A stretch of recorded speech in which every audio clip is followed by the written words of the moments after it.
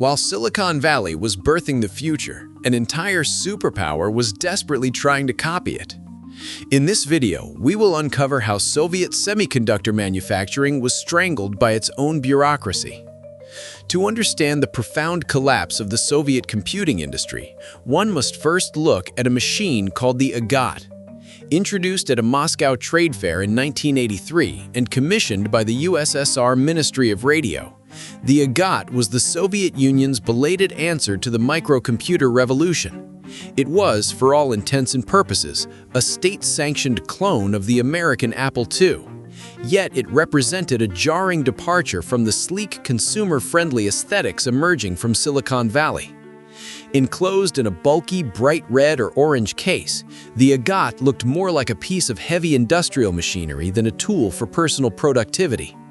Its origins explained its appearance, as it was manufactured in facilities more accustomed to producing automobiles and heavy tracking equipment than delicate electronics. Weighing nearly 20 pounds and priced at an astronomical 3,900 rubles, the Agat was completely out of reach for the average Soviet citizen, finding its home primarily in state schools running basic educational software like the Shkolnitsa package. The functional experience of the Agat further illustrated the massive technological gap between Eastern and Western consumer technology. Instead of relying on a dedicated high-resolution computer monitor, the machine bypassed the monitor entirely, connecting via a 1-meter cable to a standard analog CCAM television set. Because the CCAM broadcasting standard transmitted red and blue colors alternately, rather than simultaneously like Western display standards, the visual output on the Agat was subject to severe headache-inducing flickering. Internally, the early pre-production models of the Agat did not even use the MOS Technology 6502 microprocessor found in the Apple II. Instead, Soviet engineers stitched together a domestically produced, partitioned 588 series of microchips to simulate the American processor's instruction set. Because the timing of this simulated processor did not exactly match the original, the Agat suffered from chronic compatibility issues, rendering crucial tasks like floppy disk access and sound generation wildly unreliable. When engineers eventually transitioned the Agat to run on imported or copied 6502 processors, they modified the Apple II ROM to include Cyrillic characters, further breaking compatibility with standard Western software.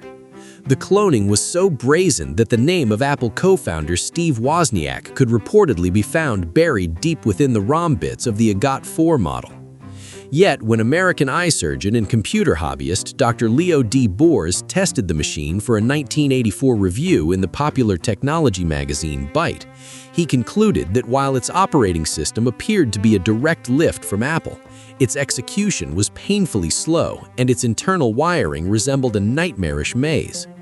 The Agat entirely lacked the polish and sophistication necessary to compete on any international market.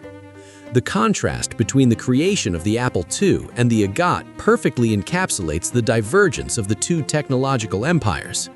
In the United States, the microcomputer revolution was ignited by the chaotic, rapid-fire iteration of groups like the Homebrew Computer Club. It was a decentralized, hobbyist-driven culture where engineers shared schematics in garages, unburdened by state oversight. Innovation was propelled by market competition, individual curiosity, and the lure of commercial success. Steve Wozniak's open architecture design allowed for multiple expansion slots, spawning a massive third-party ecosystem of modems, sound cards, and accelerators.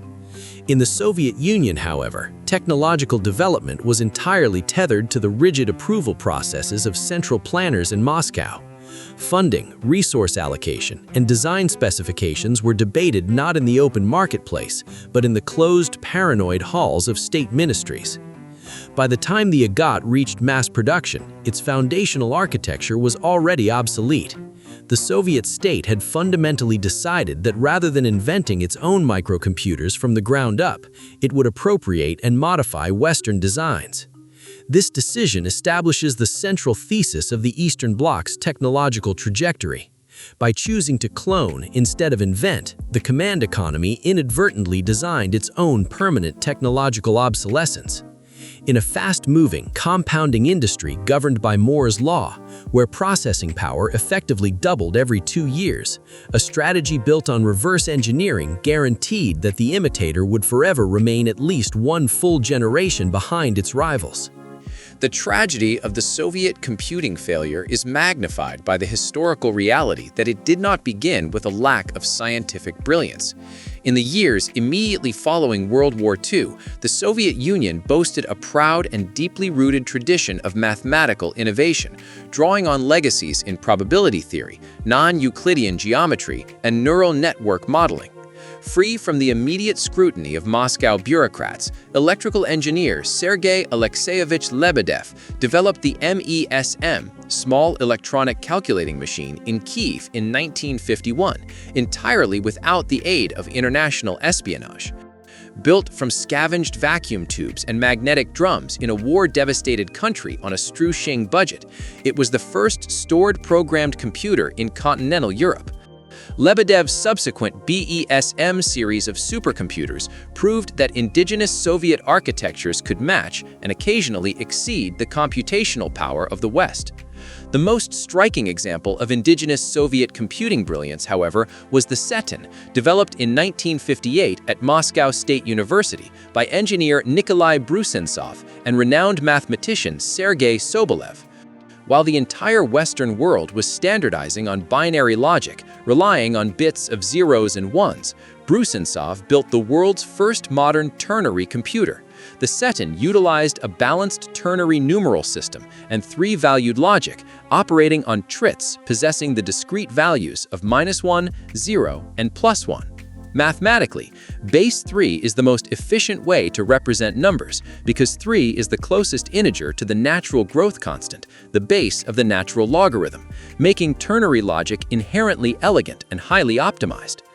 Operating with a remarkably lean set of only 24 instructions, the Setun bypassed the bloat of binary systems and was perfectly tuned for the complex differential equations required by the university's physics department.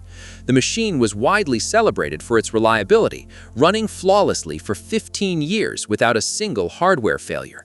Yet, despite its massive success and widespread use as an educational tool, the university rector and conservative state bureaucrats ultimately deemed Brusentsov's unique architecture a pseudoscience, deliberately starving the project of resources and canceling future production. The death of the Setun and the eventual phasing out of the BESM lines were the result of a catastrophic policy shift. In the late 1960s, culminating in a 1969 decree, the Council of Ministers of the USSR made the fateful decision to terminate independent domestic computing development. Facing a severe software shortage for their unique architectures, the ministries reasoned that developing native software ecosystems from scratch was simply too costly and time-consuming. Instead, they decided to pirate the West's most successful architecture, the IBM System 360. This pivot birthed the ES-EVM series of mainframes. The burden of cloning the IBM ecosystem was divided across the Warsaw Pact under the Riyadh Project. Poland manufactured tape readers, East Germany developed peripherals, Hungary focused on magnetic memory, and the Soviet Union designed the central processors based on an IBM 360/40 that had been covertly smuggled into the country. While the Eastern Bloc ES-EVM project allowed the Eastern Bloc to steal and run massive libraries of Western software, including localized versions of IBM's DOS 360, it destroyed the country's indigenous computer industry overnight. Soviet scientists who had previously been pushing the theoretical boundaries of computation were suddenly relegated to disassembling obsolete Western code and studying outdated architectures. Prominent Soviet computer scientists warned that this was the worst possible decision, but the state's desire for a standardized, one-size-fits-all system overruled them.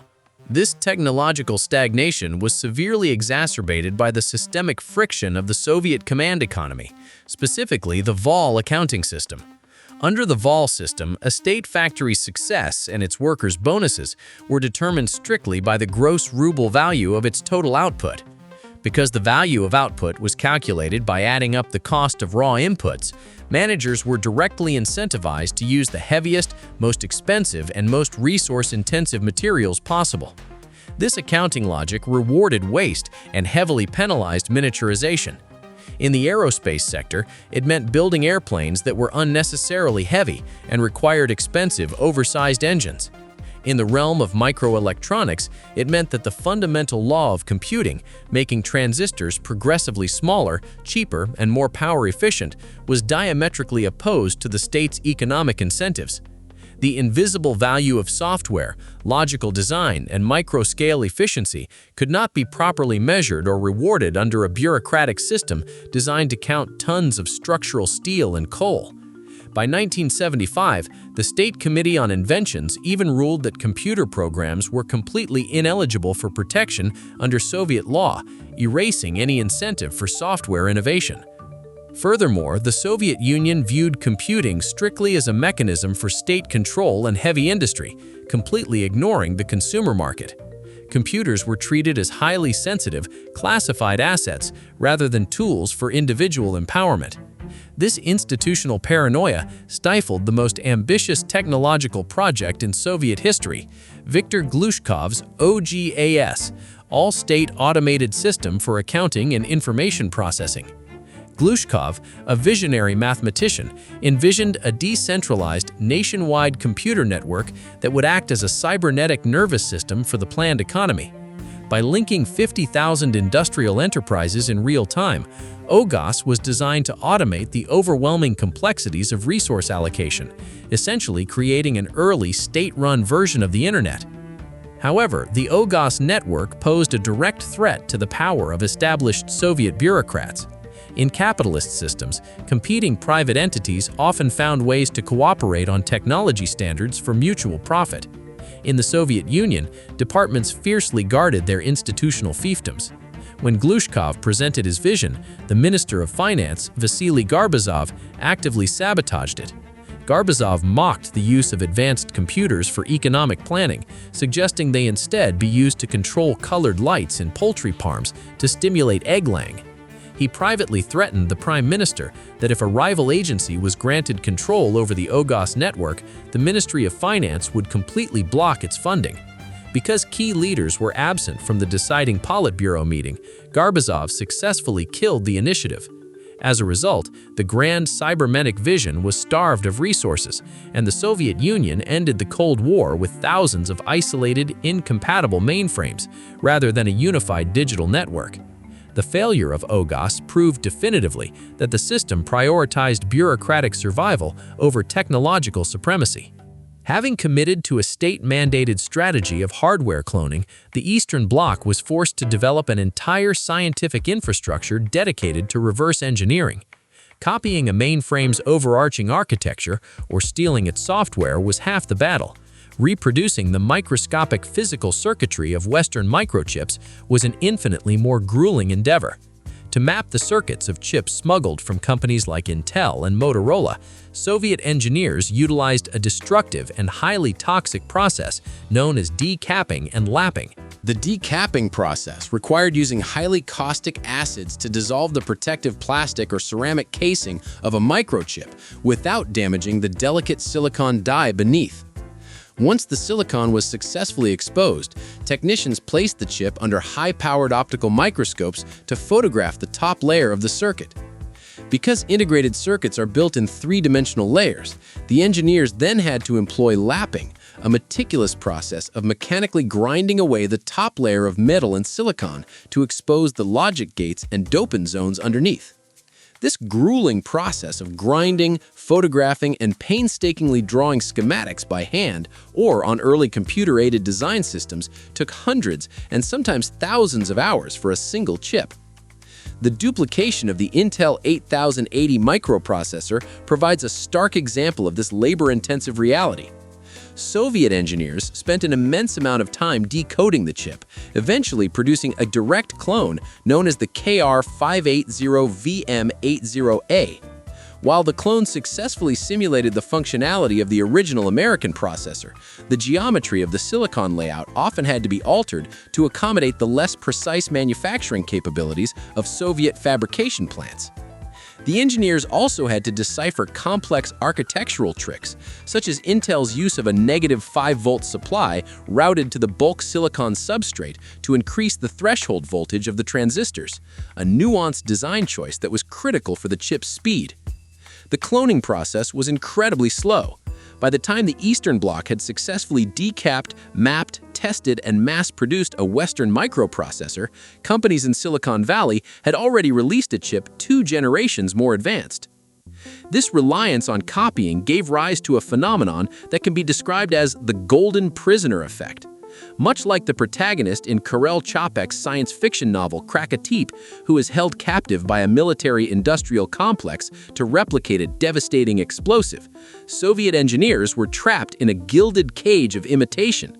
The state funneled its brightest mathematical minds, physicists and electrical engineers, into the soul-crushing work of decoding foreign logic, rather than inventing their own. Over time, these engineering teams became exceptionally adept at dissecting and reproducing Western architectures, but in doing so, they lost the institutional muscle memory required to innovate from a blank slate. The scientific culture fundamentally shifted from proactive invention to reactive emulation.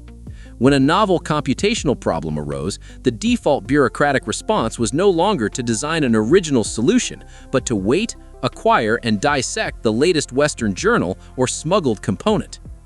As the 1970s transitioned into the 1980s, the reverse engineering dead end became a literal physical barrier.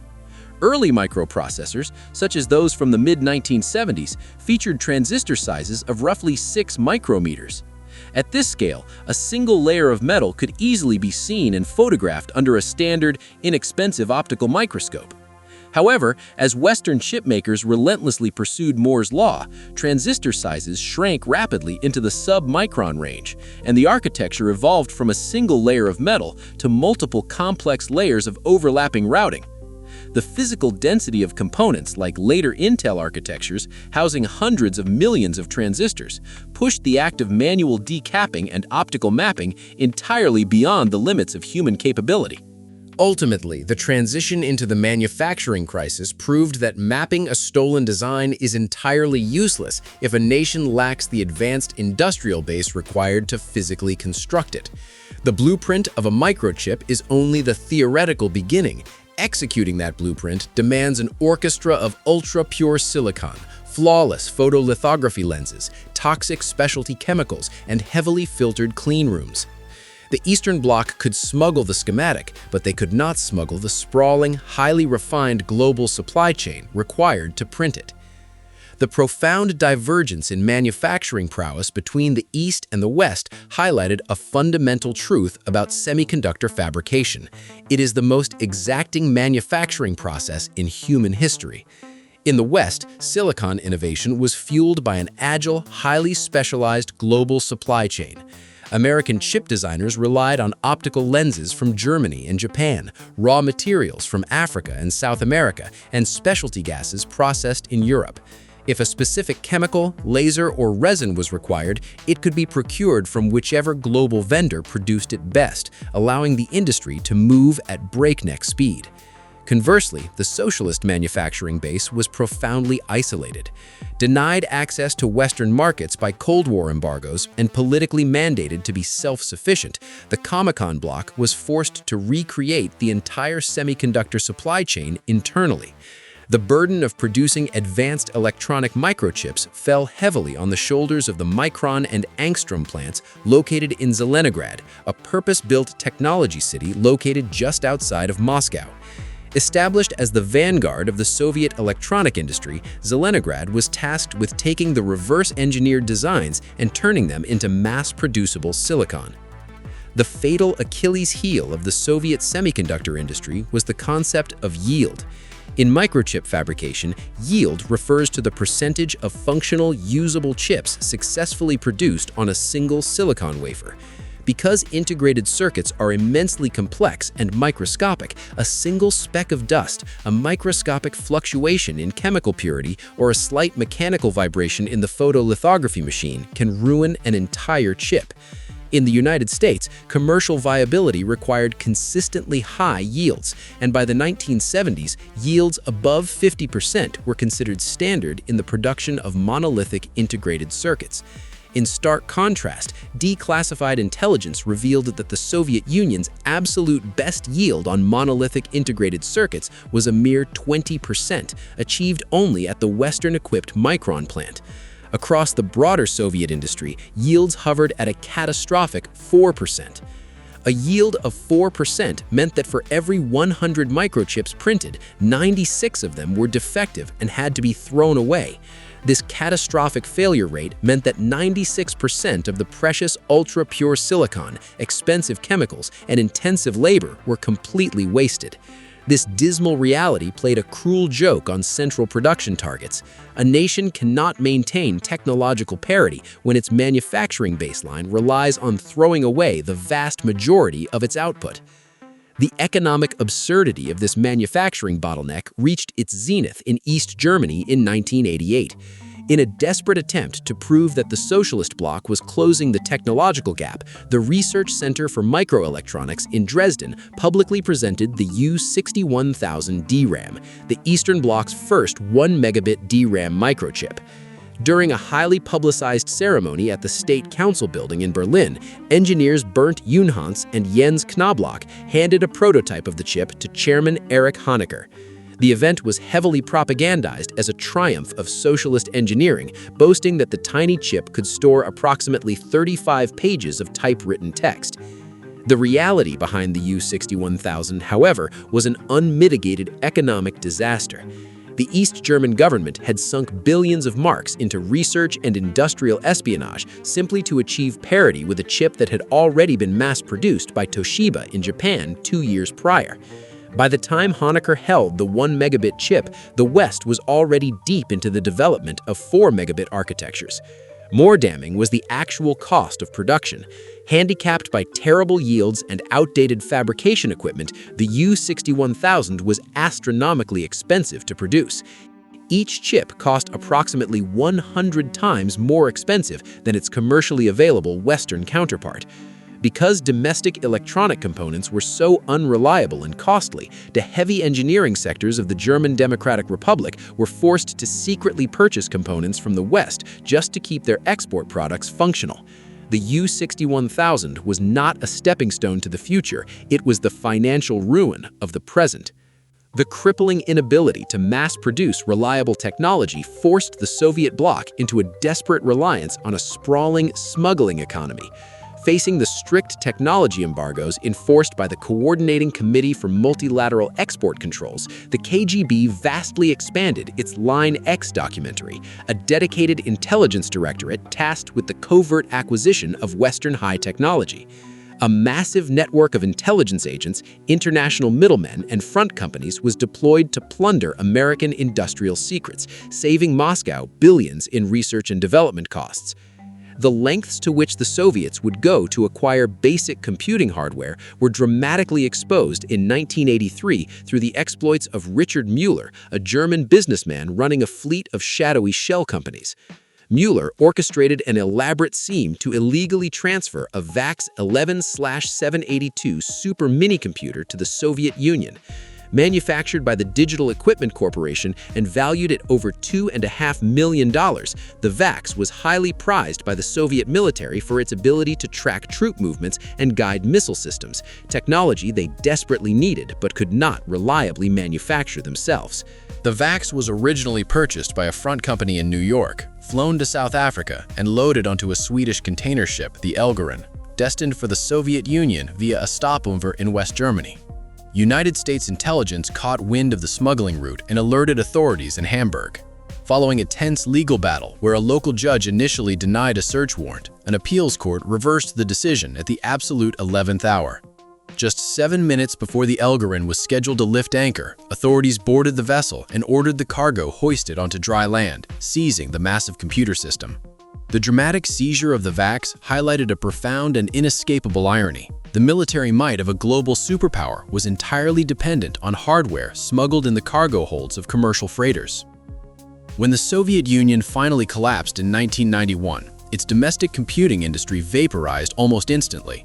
Protected for decades by the artificial economic barriers of the Iron Curtain, the state-run semiconductor plants were thrust into an open, globalized market for which they were entirely unprepared. Stripped of massive state subsidies and unable to match the performance, price, or miniaturization of microchips flowing from Taiwan, South Korea, and the United States, legacy enterprises like the Angstrom plant went bankrupt, while others severely curtailed production. The digital infrastructure of the East simply dissolved into irrelevance. This total collapse connects directly to the modern landscape of global technology, underscoring a reality that remains absolutely true today. In the realm of advanced silicon, supply chain agility is the ultimate superpower. The Western model succeeded because it embraced decentralized innovation, relying on a deeply integrated, globally distributed network of highly specialized manufacturers. A technology company in California could design a chip printed on wafers in Taiwan using precision photolithography machines from the Netherlands and assemble the final product in Southeast Asia. The Eastern Bloc's insistence on absolute autarky, demanding that every single component, chemical, and design be produced within the closed loop of the command economy, created an insurmountable manufacturing bottleneck that throttled all progress. Furthermore, the state's tight control over information and its profound distrust of the individual created a permanent cultural deficit.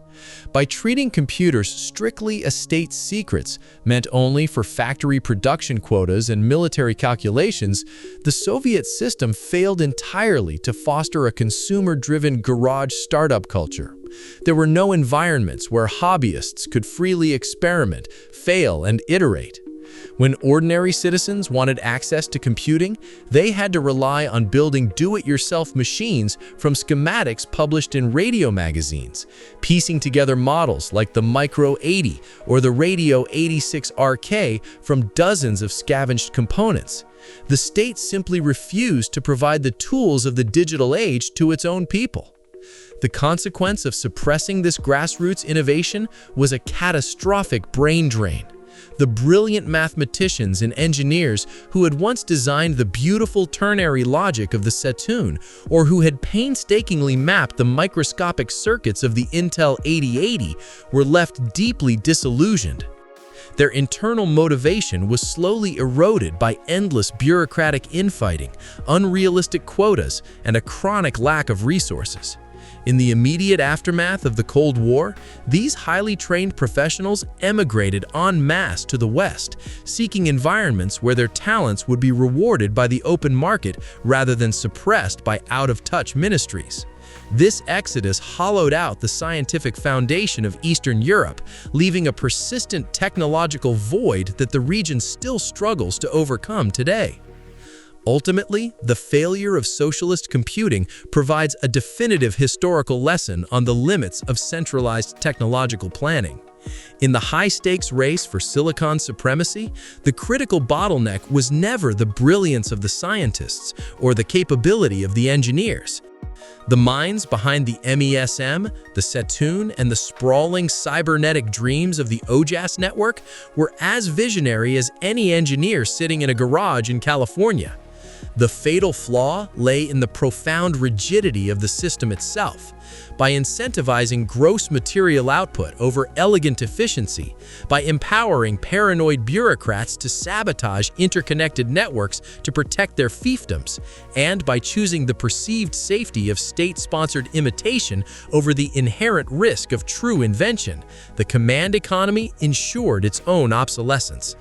They chose to follow the blueprints of their rivals, and in doing so, guaranteed they would never lead the world again.